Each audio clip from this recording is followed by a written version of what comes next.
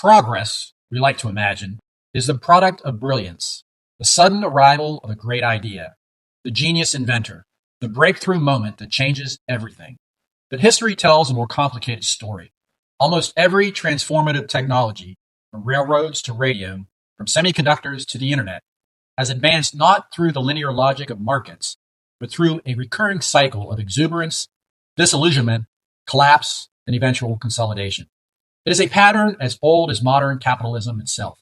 A visionary unveils a new possibility, one so promising that it captures the imagination of the public. But the path from promise to profit is long, expensive, and uncertain.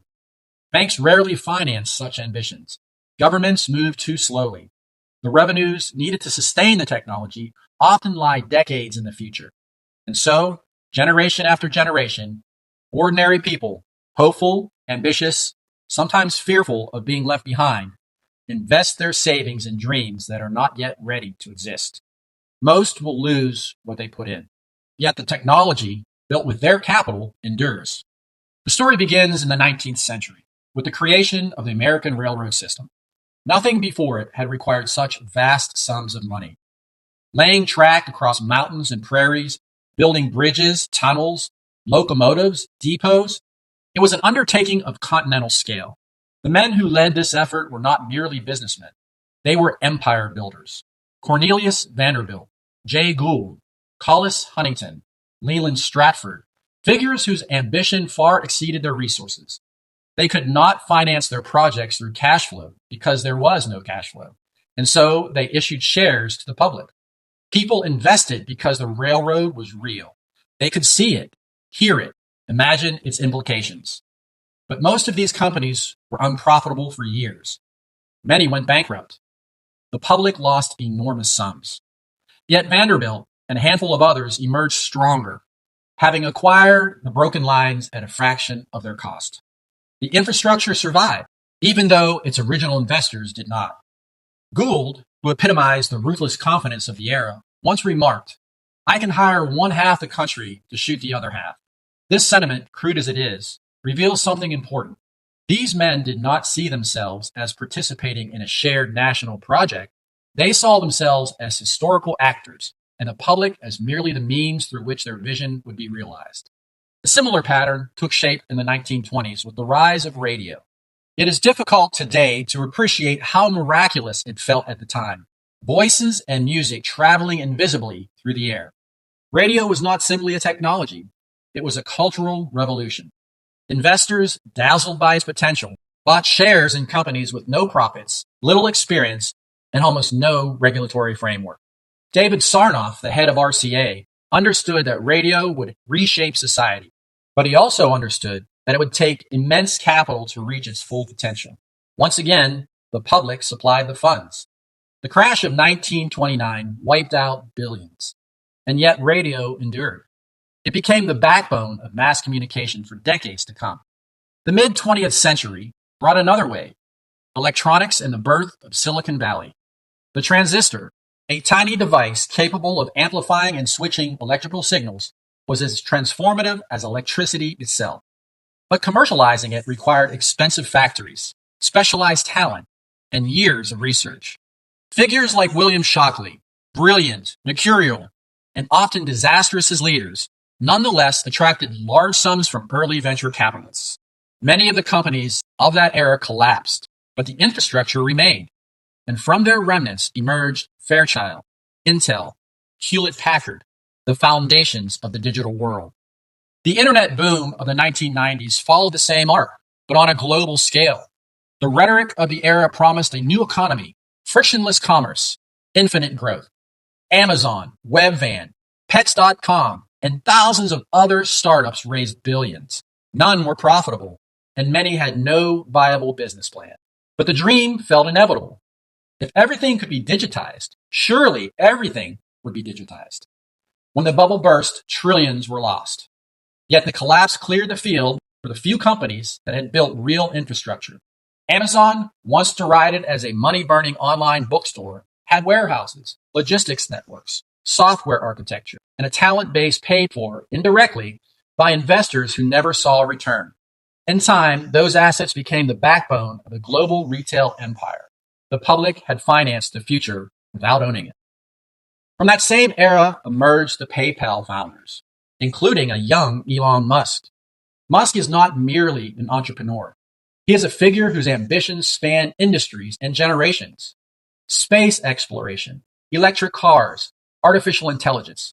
These are not businesses in the traditional sense, but civilizational projects. None could be funded solely through profits. They require an ability to raise extraordinary sums from investors drawn to the audacity of the mission. Musk had mastered that art. His companies often hover near failure, supported by a combination of public subsidies, private investment, and the fervent belief that he was building the future. And as with the railroad barons and early radio pioneers, the dream itself was real. The timeline, however, was far longer than most investors understood. This cycle is repeating once again with cryptocurrencies. For more than a decade, millions have poured money into digital assets whose practical applications remain limited and whose infrastructure, exchanges, security protocols, scalability systems is still being built. The value of these assets has soared and collapsed multiple times. At each stage, capital flows in faster than the industry can mature. Crypto has not yet reached its consolidation phase, the moment when the weak fall away and the long-term winners emerge. We are living in the middle, not the end of that story. And now, perhaps the most consequential cycle of all, artificial intelligence. The pace of investment is unprecedented. Companies are spending tens of billions of dollars, not on products, but on the infrastructure required to make future products possible. Data centers, compute clusters, energy capacity, talent, foundational software. These investments will take years to pay off, if they pay off at all. The technology is extraordinary, but the economics have not caught up. What we are witnessing is the familiar acceleration of a dream, enormous promise, vast capital needs, and a public, through index funds, retirement accounts, and speculation, providing the fuel. Underlying all of this is a deeper psychological truth. People invest not because they misunderstand the risks, but because the dream is compelling. A new technology seems inevitable. The only question is, who will profit? And as the years pass, often a decade or more, watching others get rich creates its own pressure. It is difficult to sit on the sidelines while friends and colleagues boast of gains. The fear of missing out becomes stronger than prudence.